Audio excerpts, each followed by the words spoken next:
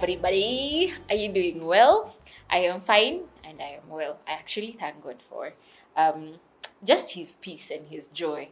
And we have had a couple of videos that I have done in regard to productivity, and this is a follow-up on one of them. So the last one that we had done before this one, we were talking about getting the difference between the urgent and the important, and you were looking at some matrix there.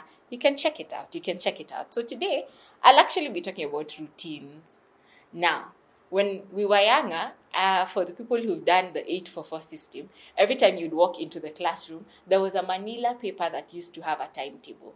And that timetable had, the days of the week and the timing, and it showed what you should be doing at a specific time. From the time that you got to school, let's say, for example, like at 8 a.m., to the time when you actually finish classes and you're dismissed to go back home.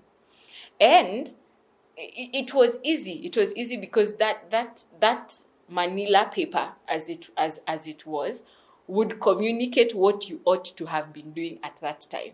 Having said that, I must recognize that manila paper was only effective when we had the voices of the teachers coming. So you would get into class and it is after break and you'd hear, what's the next lesson? And the person who's closest would say, it's science. And you'd all sit and hang around and go, all right, let's wait and see if the science teacher comes or not, and stuff like that.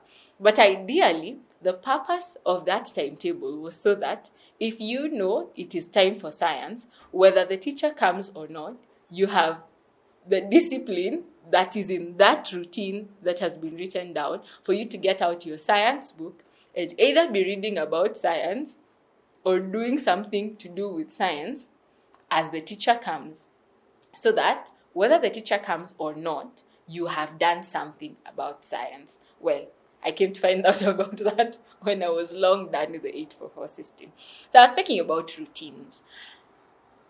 For people who have children, they'll find that the most effective way of them growing up and having stability is creating routines, where you're like, wake up at this time, brush your teeth, go to school. When you finish, come back home, drink your 4 o'clock tea, do your homework, go and play, get back home by 6 o'clock, shower, take your dinner, go to sleep. There was a specific thing that you ought to have done.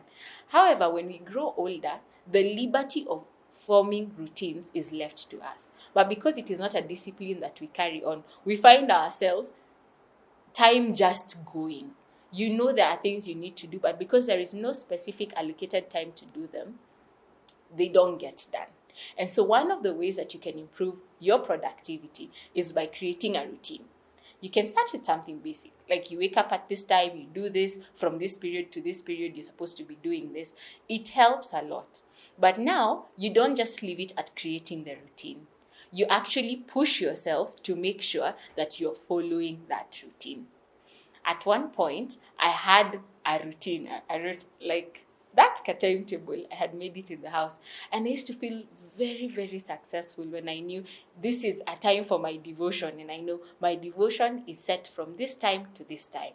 From this time to this time, I should be preparing to go to work.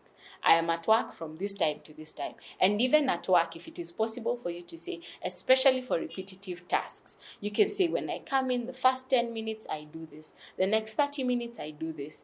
I have a meeting, I do this at this time. It helps a lot.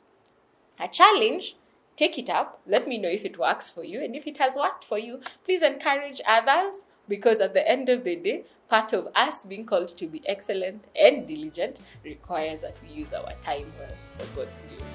See you around.